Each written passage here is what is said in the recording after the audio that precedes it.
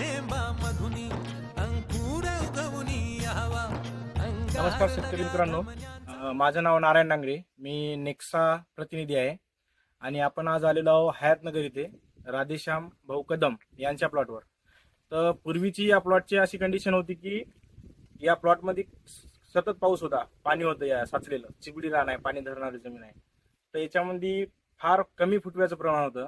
त्या अवस्थेमध्ये यांनी आपल्या कंपनीचं 1448 दिलं आणि 1448 दिल्याच्या नंतर वाढीमध्ये बराच फरक पडला, फुटव्यामध्ये चांगला फरक पडला आणि हे आपण त्यांच्या थ्रू प्रत्यक्ष त्यांचं मनोगत आपण आपल्या या व्हिडिओमध्ये घेणार आहोत. तर नमस्कार दादा. नमस्कार सर. आपलं नाव सांगा. राधेश्याम विठ्ठल कदम. बरं, आपला मोबाईल नंबर 9764 29 88 30.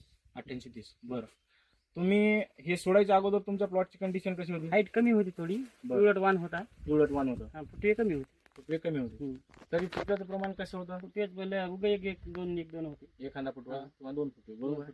आता ते सोडल्याच्या नंतर तुमच्या प्लॉट मध्ये काय काय फरक पडले? हिरवापणा वाढला, बरं, थोडी हाईट वाढली, फुटवे थोडी वाढली. बरं, त्यावेळेस जेव्हा तुम्ही 1448 सोडलं होतं त्यावेळेस तुमच्या जमिनीची कशी अवस्था होती? ओलं एकदम ओलं रान, बरोबर आहे. त्या अवस्थेत ही खतं काय झाली तुमच्या जमिनीला अपडेट झाली, लागू झाली, बरोबर आहे. त्यामुळे तुमचे रिझल्ट कसे आले? चांगले, समाधानकारक रिझल्ट आले, बरोबर आहे.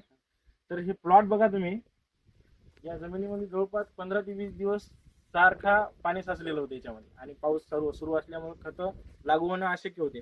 पण आपल्या कंपनीचं 144800 याच्यामध्ये सल्फर आहे आणि सल्फर प्लस हे खतं जे फॉर्म्युलेशन आहे ऑक्साईड फॉर्म्युलेशन आहे, त्याच्यामुळे एकदम पिकाला लागू झाले. आणि पिकाचं कसं झालं, जोमदार वाढ झाली, फुटव्यामध्ये पण वाढ झाली, कलर छान आहे, अजून पण टिकून आहे. त्याच्यानंतर तुम्ही काय सोडलं का फुटव्यासाठी? नाही, नंतर काय सोडलं नाही, फक्त 1448, बरोबर आहे.